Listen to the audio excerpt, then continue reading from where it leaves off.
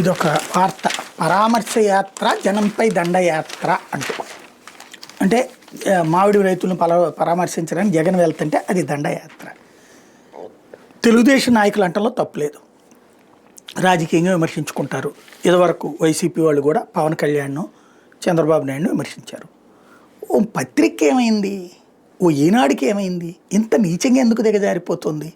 ఒకసారి ఆత్మవిమర్శ చేసుకోరేక, లేకపోతే మా నీచత్వాన్ని జనరలైజ్ చేసుకొని మీరు కూడా అర్థం చేసుకోండి, మేము కట్టర కార్యకర్తలం ఏం చెప్తారా? ఎందుకంటే ఒక ప్రతిపక్ష నాయకుడు రైతుల దగ్గరికి వెళ్తే దండయాత్ర చేసినట్ట, అతను వెనకాల జనం వస్తారంటే, లేకపోతే ఒక్కడే వెళ్ళి ఓ సంచి భుజాన్ని తగిలించుకుని వెళ్తాడా ఏదో మేధావి రూపంలో? కామన్ సెన్స్ ఉండాలి కదా, సిగ్గు శరం ఉండాలి కదా.